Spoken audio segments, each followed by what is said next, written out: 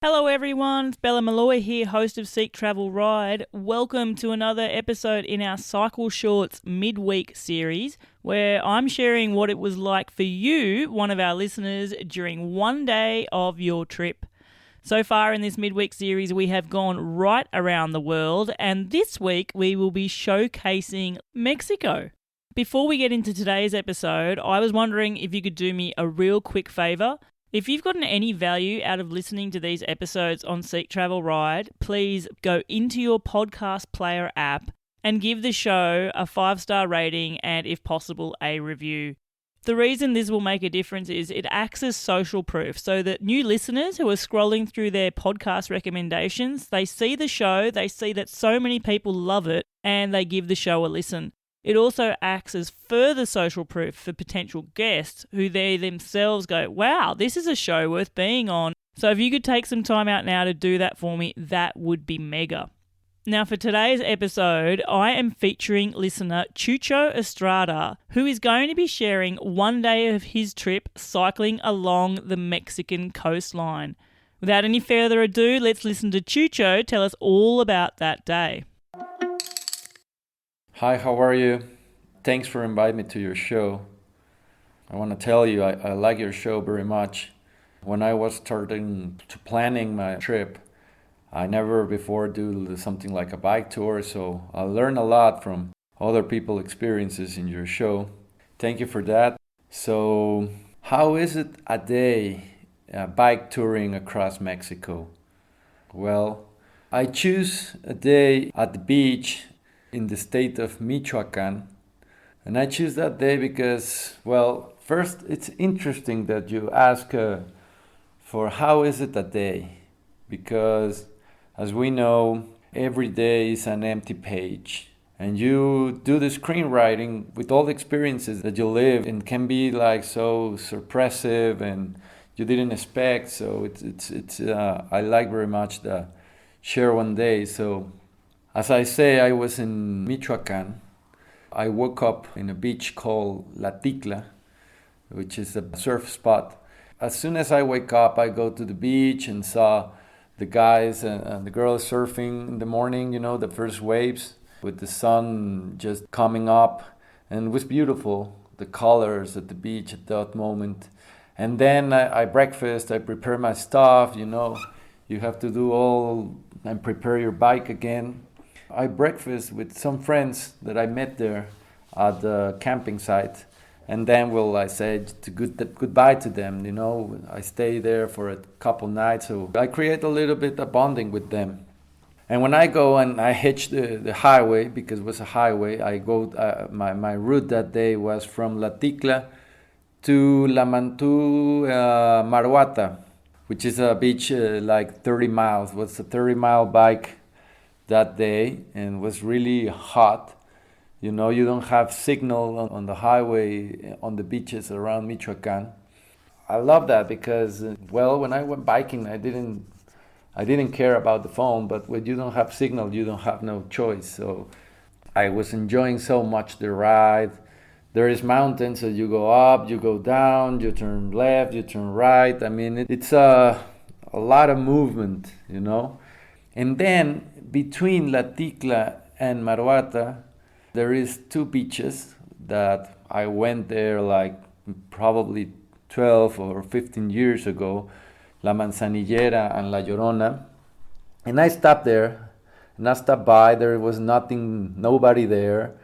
It was just, you know, like the palapas for put your camping. And it's beautiful because it's been like 12 to 15 years that I didn't go there, so memories start coming by, you know, good memories with friends there, you know, with playing our music, camping, eating fish, and we were too much younger than now, so it was beautiful to go back in the time to that moment. Actually, I took a picture and sent them to say, hey guys, look where I'm up. Do you remember those days? So it's still kind of the same. It didn't change so much, and we have a great time there. So what's beautiful to go back to those memories, and that's something that happened across the road.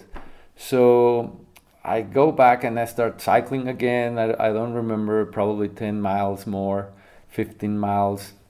And finally I get to Maruata, which I was there also in those trips with my friend like 15 years ago, but on holidays. And now this time looks so different, you know. I mean, there was palapas as well, or enramadas, but probably the same families, the same locals there, but there was not too many tourists.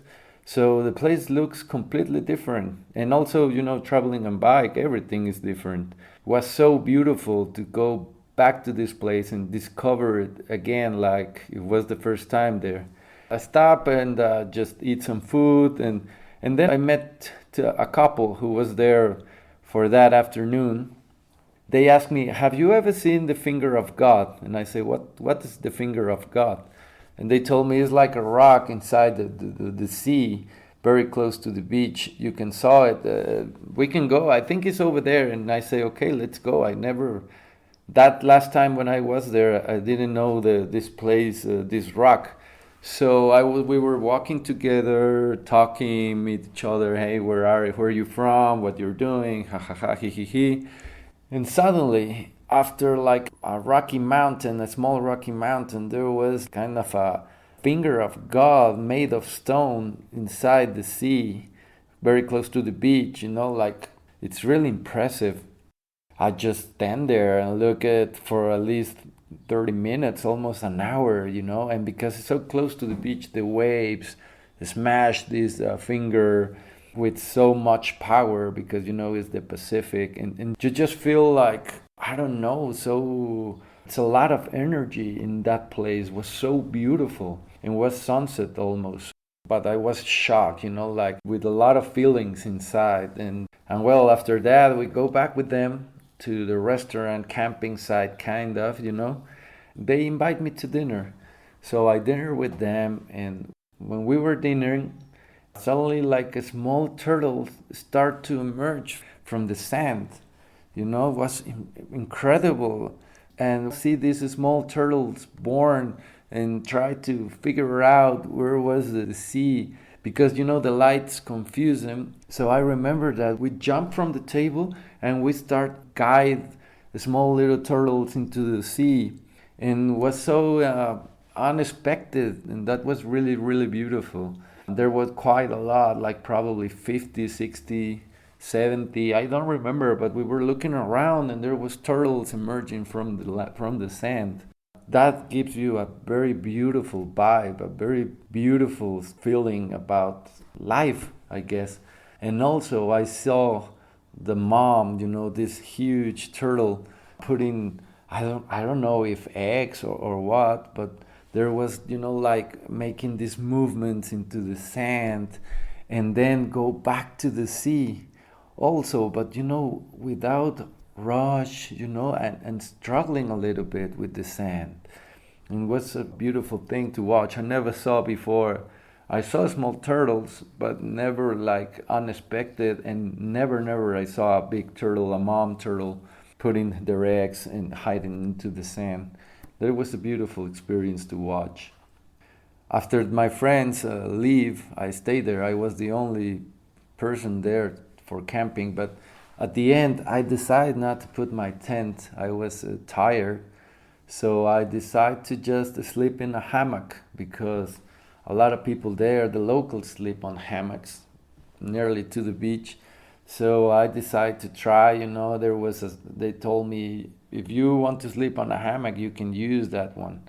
At the end, I decided, why I put my tent? Tomorrow I want to leave early in the morning. So I just take out my sleeping bag and put it into the hammock.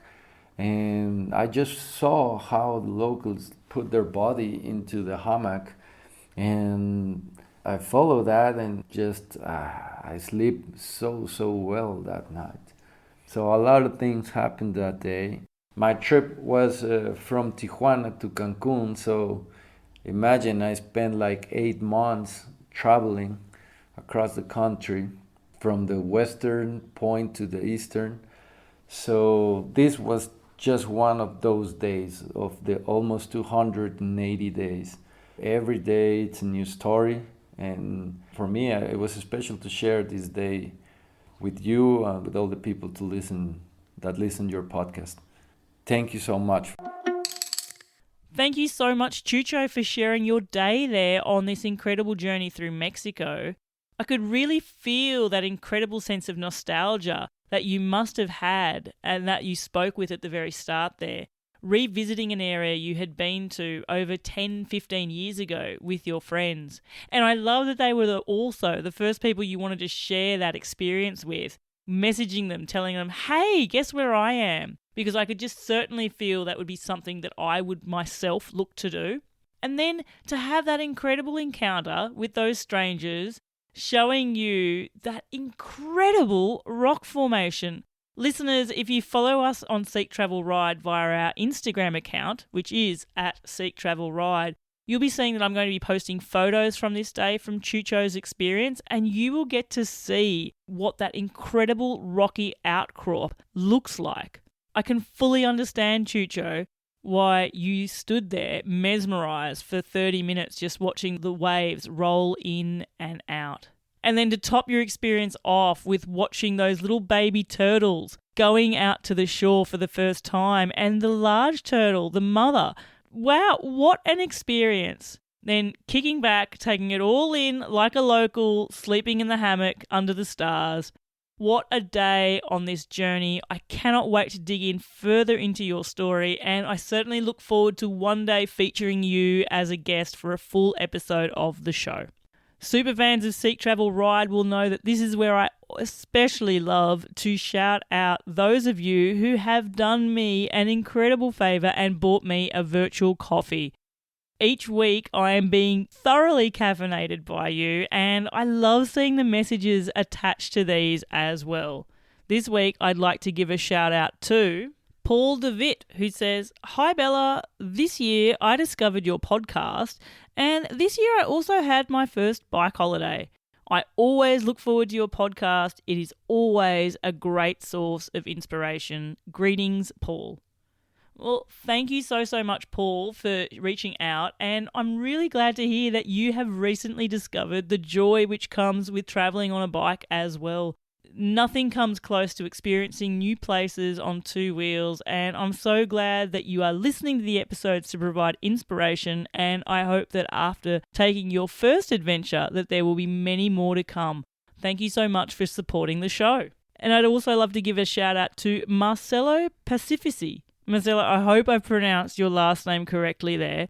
You said, "Hi Bella, I really like your podcast. Your way of hosting feels like listening to a conversation between friends rather than an interview. I'm getting so many inputs and inspiration for my future bike trips thanks to the wonderful stories your guests share with you and the world. All the best, Marcelo." Marcelo, thank you so much for your super kind words there.